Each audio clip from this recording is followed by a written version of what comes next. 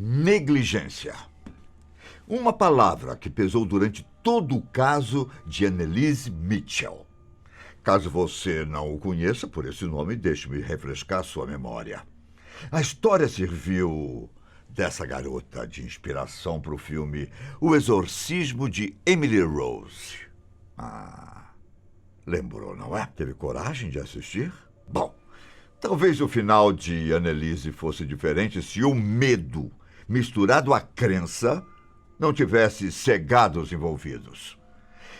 Em uma busca frenética por uma cura, os pais da menina ignoraram o sinal mais importante. Anneliese, assim como eu e você, possuída ou não, tinha um corpo vivo que precisava de cuidados para chegar ao outro dia. A trajetória dessa jovem é curta, porém cheia de acontecimentos que dariam para uma vida inteira. Ela nasceu no dia 21 de setembro de 1952, na região alemã da Baviera. Foi lá onde cresceu, ao lado das 3 irmãs, em uma família extremamente devota ao catolicismo. Isso, por si só, fez com que ela aprendesse desde cedo as normas da igreja e se tornasse uma garota que frequentava a missa 2 vezes na semana. Mas digamos que a proteção que ela poderia adquirir com essa rotina deu certo apenas até determinada idade. Isso porque as coisas começaram a ficar estranhas quando Anneliese tinha 16 anos.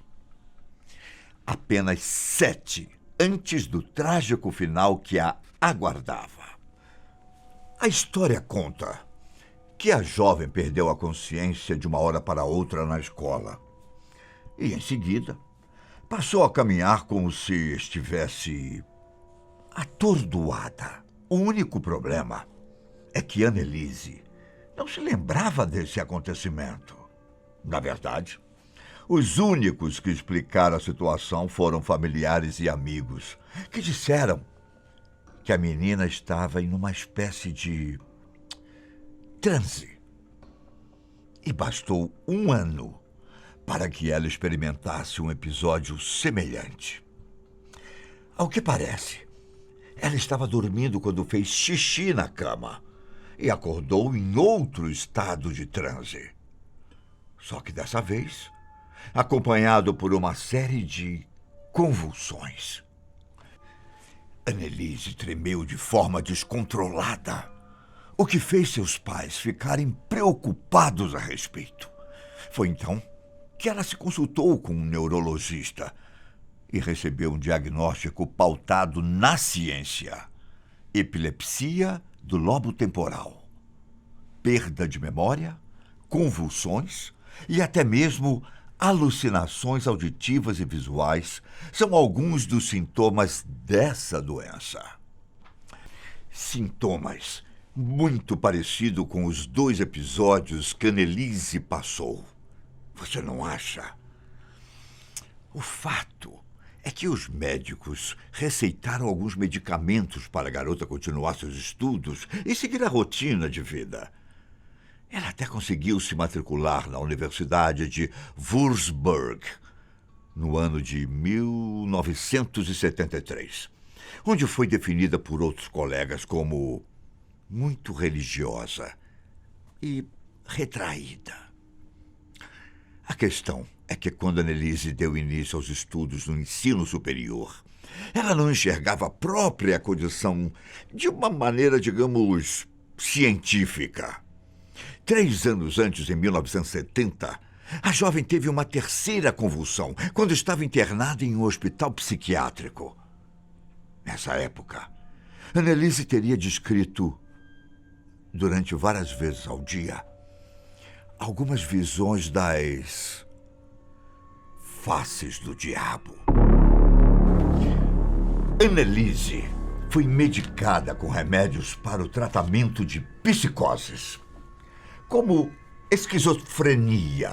Só que eles não ajudaram como os médicos pensaram. Na verdade, mesmo com os medicamentos, a condição da jovem piorou e ela passou a ouvir vozes. Maldita! Vai apodrecer no inferno! Diziam elas. As coisas foram ficando de mal a pior, quando a menina não conseguiu olhar para objetos sagrados e nem mesmo entrar em um santuário, pois sentia como se o chão estivesse queimando como fogo. Nesse cenário, em que a medicina parecia ser ineficiente, Anneliese chegou à conclusão de que precisava buscar outro tipo de ajuda. A pobre garota acreditava que só havia uma explicação para o que estava passando: possessão demoníaca. Convencidos de que o sobrenatural era o responsável, Anneliese e os familiares procuraram vários padres para fazer um exorcismo que livraria seu corpo do diabo. O problema é que cada um dos membros da igreja recusou o pedido e explicou que, mesmo que aceitasse, precisaria da permissão de um bispo. A única coisa que eles se contentaram em fazer foi recomendar que a jovem buscasse ajuda médica. E foi o que Anneliese e a família fizeram. Mas quem disse que funcionou? Se tivesse dado certo, talvez essa história teria um final feliz. Enquanto tomava novos medicamentos, a garota piorou fisicamente e mudou tanto o seu comportamento que até parecia outra pessoa. Veja bem, ela acreditava cegamente que estava sendo possuída por um demônio. E longe de mim duvidar dessa história. Longe.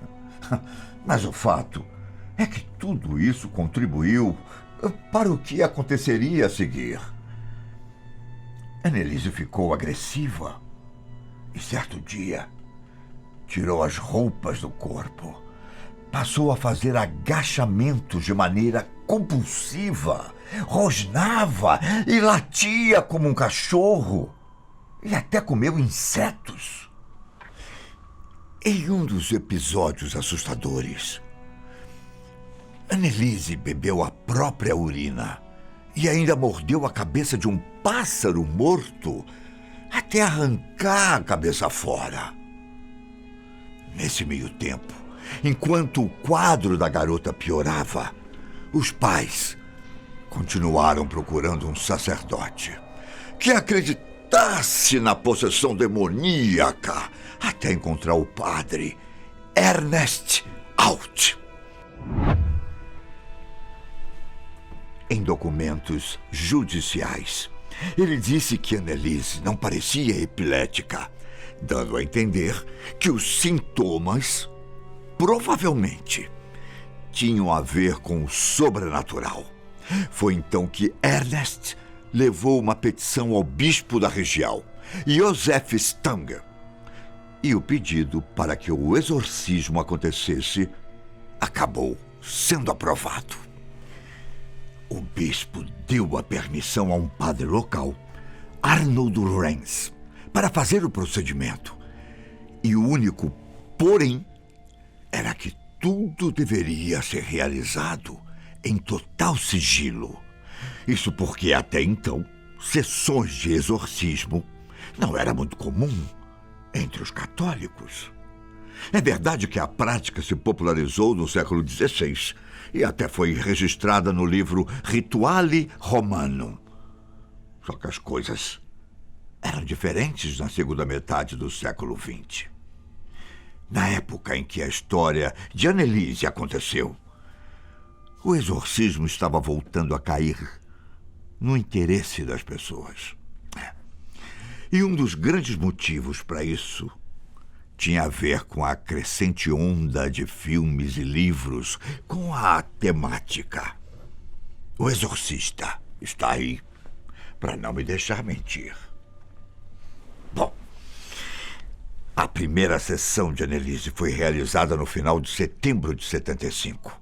E digamos que, perto das outras 66 sessões de exorcismo, essa teria sido uma das mais tranquilas.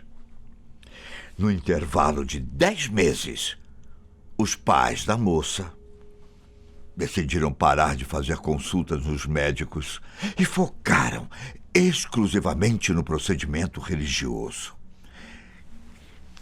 Cada sessão durava até 4 horas. E foi através delas que Anneliese disse acreditar que 6 demônios a estavam possuindo. Entre eles estaria Lúcifer, Adolf Hitler, Judas Iscariotes, Caim, o imperador Nero e o sacerdote, chamado Fleischmann. Só que a possessão desses demônios não era de comum acordo, se é que podemos chamar assim. Na verdade, todos eles estariam disputando a posse do corpo de Anneliese. E cada um estava se comunicando através da garota por meio de rosnados, como se discutissem entre si. Tanto as fotos quanto os sons gravados das sessões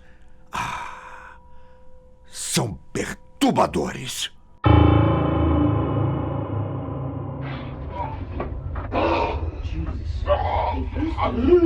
Help! You want to watch?